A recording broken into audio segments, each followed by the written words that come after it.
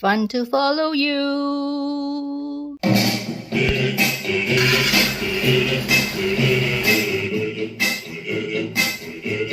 Today I'll be doing braised mushroom. So I will teach you how to clean the mushroom and rehydrate the mushroom. So let's get started. I have about 40 pieces of mushroom and I like to pick medium size like this. I'm going to wash it first, just to wash away the dust. Then pour away the water. See, the water is rather dirty. If you want, you can rinse it 2 to 3 times because there's more washing afterwards. Then fill with water again. And I'm going to put in about a tablespoon of flour. The flour will help to remove some of the brown dirt. And then just rub it. Make sure all is submerged in this flour water. Let this sit in the flour water and the flour will do the trick. It will start removing all this brown dirt from the mushroom. So you notice now it's quite dark. Later when I come back in half an hour's time, it will be much lighter in color. After 30 minutes, just open it and see. You notice some of this has lightened up.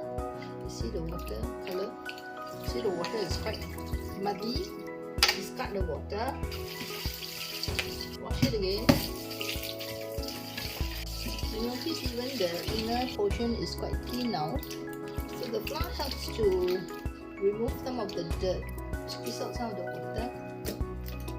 See, the water has a lot of filth. Then you fill up this pot again with water, and I'm using filter water now. Give it another rinse. Fill it with water again, and this much water just to cover the mushroom and enough for it to rehydrate. And then this time you put in 1 teaspoon of coarse sugar. So make sure the sugar is melted in the water. Let it sit like that for about an hour. Then only you remove the stem. We'll come back in an hour's time.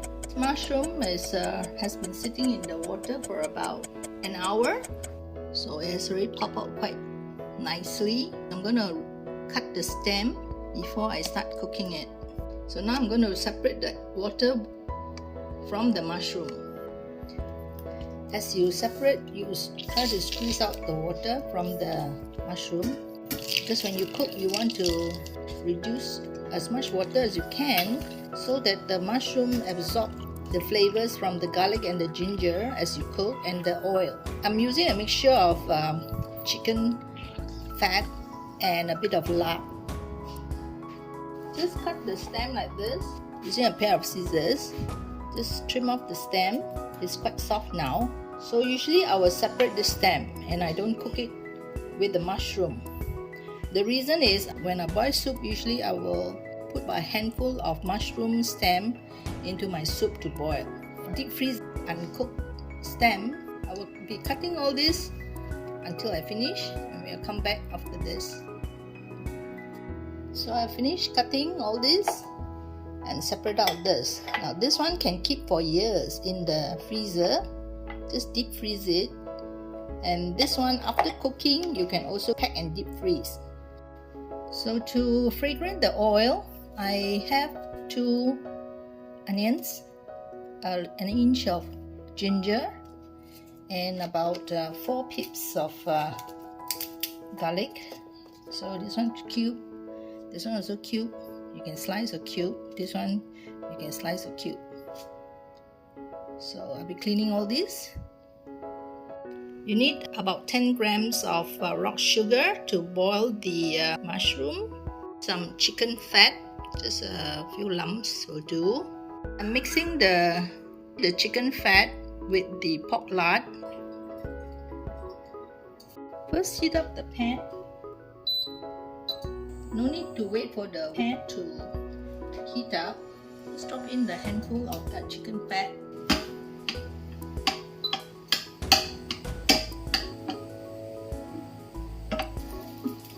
I get about 1.5 tablespoons of chicken fat. I'm going to add in 1 teaspoon heapful pork lard.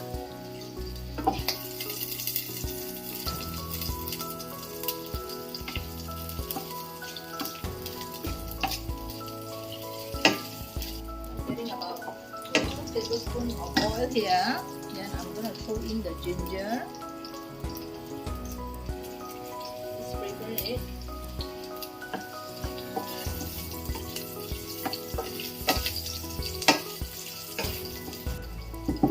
Smelling good already.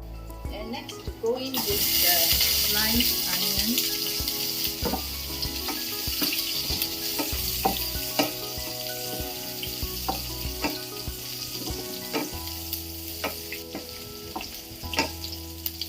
Slightly brown, add in the garlic.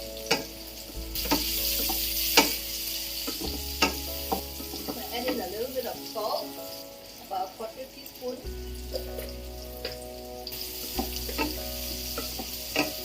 So adjust the saltiness later. So this one, the chicken chips, you can actually discard it. So the garlic has browned slightly, like this. Add in the mushroom. And pan fry for a while. Make sure the mushrooms are covered in oil. And just keep tossing it to get out the mushroom fragrance. So when you notice most of the oil has been by the mushroom, you can start adding the mushroom water that we soak the mushroom in. Use the seed to help you. You just have to cover the mushroom and sit. The extra you can keep it to cook noodles for tomorrow. Give it a boil. Use the heat of the lid on. Have to watch it because it will spill. We'll come back when this pot of water boils. When you see foaming like this, remove it from the pot. Because cooking mushroom usually has some foaming, smelling very good.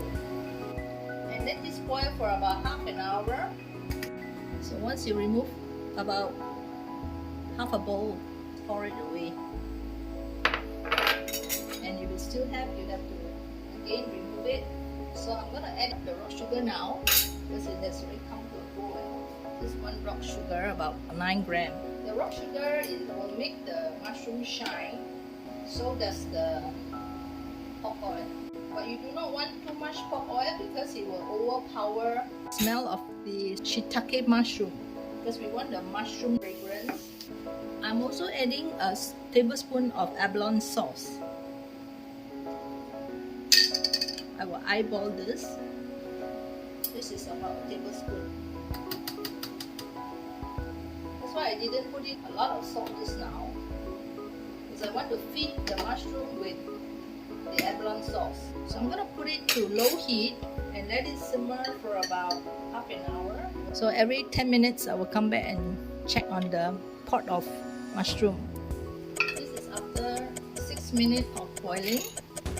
I'll be adding a tablespoon of premium soy sauce, which is a richer flavor. Tasted just now, it's not so salty, that's why I added the soy sauce. Cover back. Time to check on the mushroom. We still have about 18 minutes more to complete the 30 minutes cooking. Oh, there goes the timing of the 30 minutes. It's already complete cooking, and let me taste the sauce. It's very sweet. It can tolerate a little bit of saltiness, but I'm not going to do it now. This is just to prepare the mushroom for further cooking. So I will just leave it like this, let it cool completely. The mushroom has cooled down after about 3 hours. We had packed it into 2 Tupperwares. This is for 2 servings. If you put in the fridge, outside the freezer, it can keep for about 4 to 5 days. But if you put in the freezer, this one can actually last up to a month or 2. So that's all from me today. So I hope you enjoyed the video, and if you did, please like, comment, share. Most importantly, subscribe to my channel. If you have done so, a big thank you to you. If you have not, please click the subscribe button and the notification bell so that you will be notified when I post new videos. Thank you for watching. Bye. Fun to follow you.